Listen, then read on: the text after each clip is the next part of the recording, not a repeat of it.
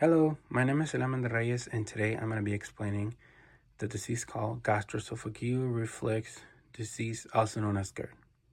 But first, I'm going to show you the different structures and organs that this disease affects. On the right side, we have a healthy stomach, and on the left side, we have a stomach which is affected by the GERD disease. But first, let me explain you the structures.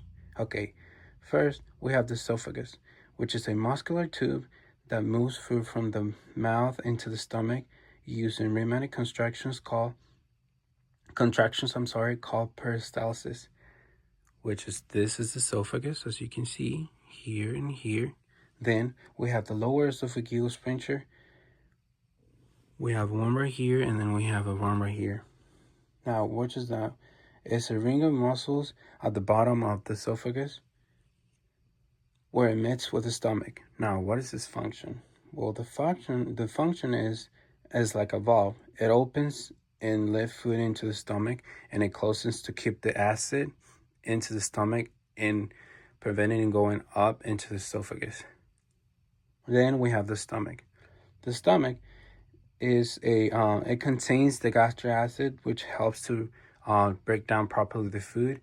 The stomach has a mucus lining, which helps with the protection against the acid.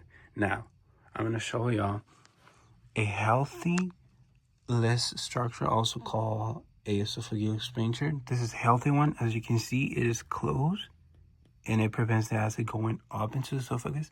And here we have a one that is damaged.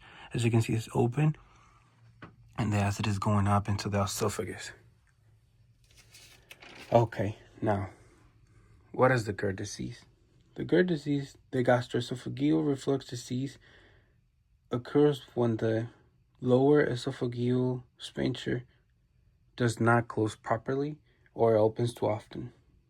This allows stomach acid to flow backward into the esophagus. The esophagus does not have the lining protection as like the stomach, and this causes irritation, burning, and inflammation. What are the symptoms of this disease? Well, one of the main symptoms of this disease are the heartburn, regurgitation. Another symptoms are dry cough and nausea. Now, what are the causes of this disease? One of the main causes is a weak or damaged lower esophageal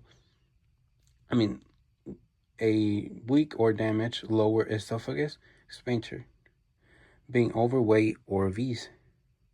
Certain foods and drinks, such as fatty food, spicy food, alcohol, and caffeine. And other causes are eating close to bedtime, smoking, medication, and sometimes pregnancy. How does this disease disrupt homeostasis?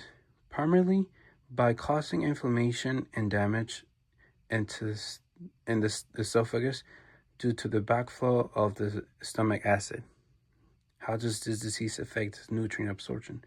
Well, most nutrient happens in the small intestine, but the stomach plays an important role in the preparing food for absorption. But with the frequent inflammation, this might interfere with the release of digestive enzymes and stomach acid, both which are essentially for breaking down food properly. How does this disease affect the pH balance? Stomach acid is essential for proper digestion and maintaining pH in the gut. If acid is not contained in the stomach, it can affect the overall acid-base balance. How does this disease affect tissue integrity? Repeated acid exposure can lead to erosion of the esophageal lining, ulcers. It can also cause a disease called varicose esophagus, which is a precancerous condition. What are the treatment and management to this disease? One of the main ones is the lifestyle changes, which is changing your food and diet. Another is medication, which is antacids, and another scenario are surgery.